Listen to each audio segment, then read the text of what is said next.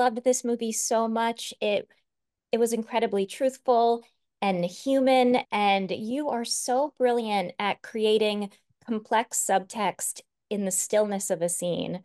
Um, so how did the intimacy of the cab and essentially working in one very compact location give you kind of the creative freedom to discover those nuances without so many kind of external distractions? It was just that, really. It was how contained the environment was on set made it feel very real. It really felt like I was alone in the back of a cab with this guy that I was somehow becoming very familiar with. So, the way that we shot the film on a stage, and then even just the the set was inside of a taxi cab, and you don't really leave there. So it was it was just a very, like, the nuanced performance, I think, was really supported by how contained the set was. Absolutely.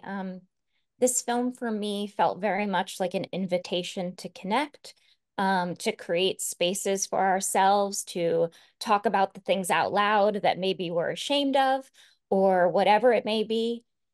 As both an actor and producer on this project, was there a catharsis component stepping into her shoes and telling a story that really emphasizes connection? Yeah, absolutely. I really crave watching cinema about human connection and, um, humanity. So yes, for sure, that's so much of why I wanted to make this film. Yeah, I was talking to Christy about how this film almost, it sounds dramatic, but it kind of restored my faith in storytelling.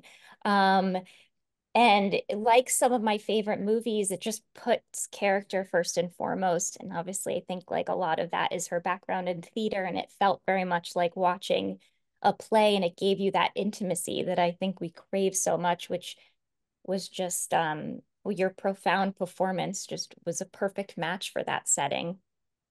Thank you.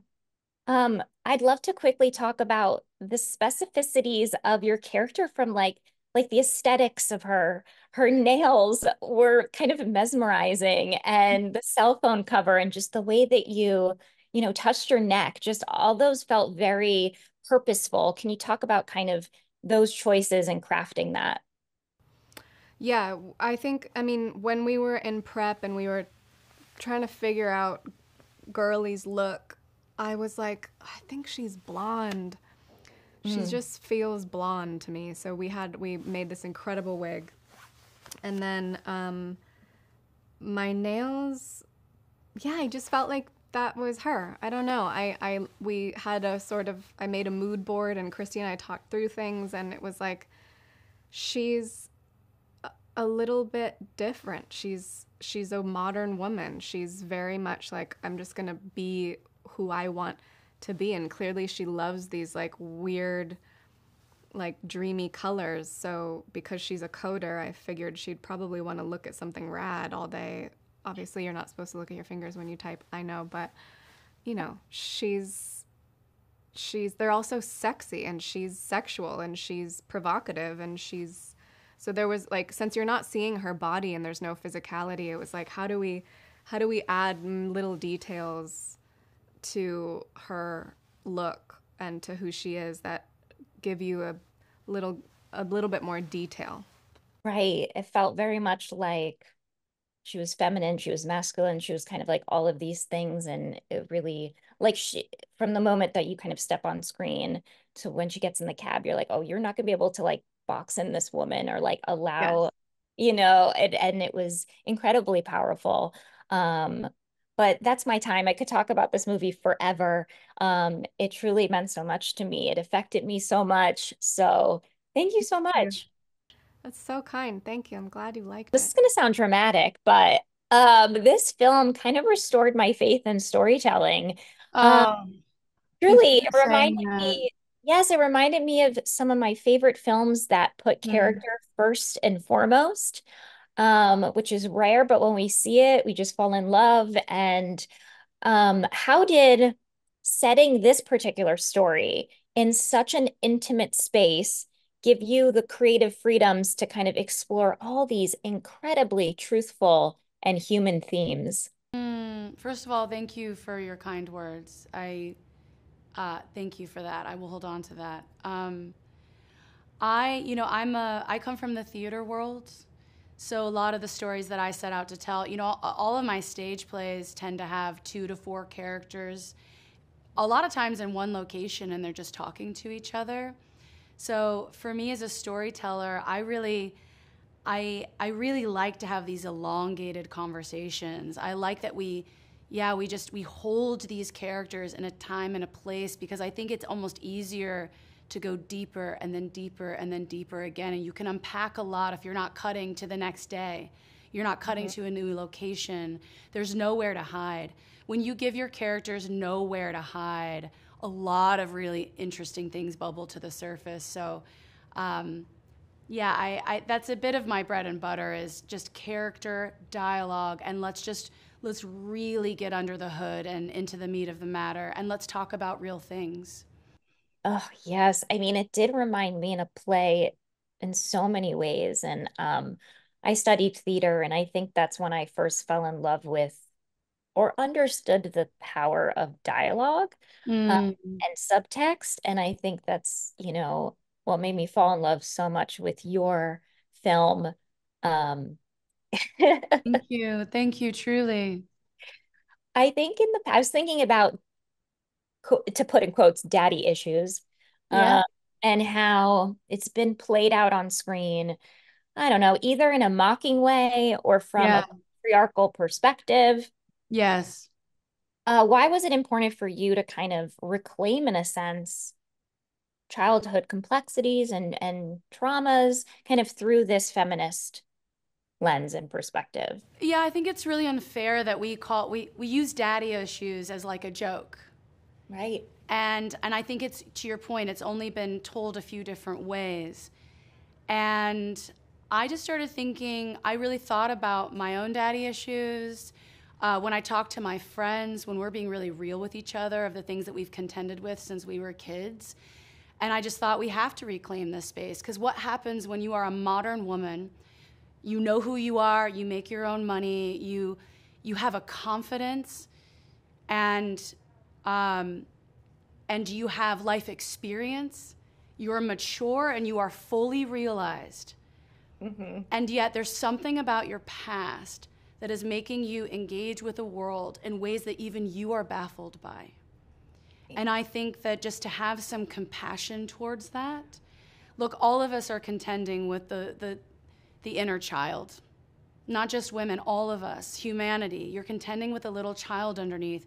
So what happens when the grown adult has been ignoring the inner child for so long that suddenly the inner child is boiling up in ways that is hard to explain? And a part of the invitation of this movie is to not shame, and Right. to approach it with non-judgment. I want people to feel really safe when they're watching this movie, and comforted and seen. One of the greater compliments I've ever gotten was, I had a friend of mine, girlfriend, she's a wonderful writer. When she read the script, it was long before the movie got made. She said, "Christy, I loved your script so much." She said, "When I read your script, I felt taken seriously." Oh, And when you think about stories about women, by women, but for everyone, these are the crevices that I want to get into as an artist. I think it's extremely important. It's been ignored for far too long. absolutely. Oh, I got chills when you were saying what your friend said, because that's so true. And that's exactly how I felt. I felt like a lot of what you kind of gifted Dakota's character to kind of say out loud. I think that we forget the power of just vocalizing something that's buried so deep. And it's sort of Yeah. the start, that's the starting process of healing. Yes. Like I've been in therapy for so long. So like for me watching this film, I was like, Everyone has, yes. And art is meant to be a piece of therapy, right? It's meant to be like, let's talk about some shit. yeah, and, like to go back to kind of what you were saying, like your film to me very much felt like an invitation to like have conversations or to say something out loud. Because that is the first step. And I feel like we see that at the end with these characters where we're not really sure what's going to happen next, but we know that they're on a journey. And if that's a Yeah. small or large one, maybe we don't know, but it's a start of something. Yes. And that's all we can kind of hope for. And that was so beautiful and moving. I want to talk a little bit, and I only have 2 more minutes. This felt like you I know can't it went too invite. fast. We need to grab a coffee at some point and I we'll just keep know. talking about all the things. Oh my gosh, I need an hour. But what you also did so brilliantly is that Clark like overtly talks about sex in a way Yeah. that felt at times very aggressively masculine, but like I never felt unsafe, and I feel like she Yeah. didn't either. Can you talk about how just like giving her agency to Yeah. respond and engage sort of like created that safe environment? Because I thought that was so powerful. Yeah, what I really like about I like that she's not afraid of him. I Hmm. think female empowerment can take a lot of different forms. I like that this is a New York City transplant going head to head with a New York native, and she holds her own. She Right. absolutely holds her own, and I love that. I love that this is a person who's just not afraid. She calls him on his stuff. I think it Hmm. really is very unveiling for her. And I think she knows, I think she's a wise observer of human behavior. I think she knows deep down that she's not unsafe. I mean, Yeah. look, guys like this exist. They don't always say the right thing. Yes, he's spewing all these things that are very much from the masculine point of view. But I don't think he's not being predatory in any way, and I think she can sense that. In fact, what I like about it is he's an interesting reflection of her in that Mhm. yes, he's posturing and performing, but there's also a little boy underneath that very thin veneer, and she cracks it open, and they both reveal the more authentic person underneath, and that's the heartbeat of this film. Um, but I like that he's brash, and I like that he's foul-mouthed and unapologetic because, first of all, it's my love letter to New York. And and also I think because he's all these things, he's all these things that we might all too readily judge. Yes.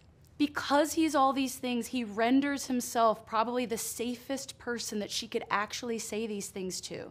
Because he's messed up. In fact, he wears his mistakes almost like a badge of honor. Like he has seen it all. There's nothing that she could say that would surprise him. So, in some ways, even though in all of his beautiful messiness, he kind of reveals himself to be the safest place.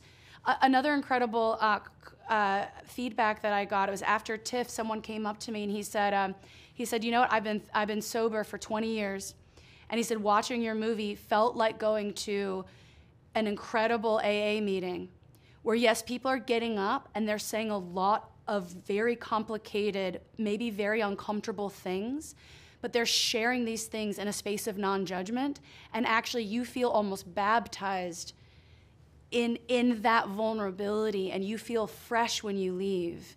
And so you're talking about therapy, you're talking about, I hope when people see this movie, we might be less afraid to actually really open up to each other in a big way, because you said actually saying things out loud. I think we live in an era where we feel really isolated and alone, and we say a lot of things online, but we're not actually giving each other permission to sit across from each other and look each other in the eye and be real. And I think humanity needs that now more than ever before. That's the medicine that I think that we're all craving. Oh, well, that was so beautifully said. And you are such a revelation. And that's exactly what this film's going to do. And we need more and more of it. So please keep doing it. Keep it up. Well, let's get connected and let's actually like I go to would lunch. love Let's do that. it. Oh my gosh, that would be a dream come Okay, true. great. Without the Please cameras and stuff, appreciate like it. let's keep talking about real Yes. things.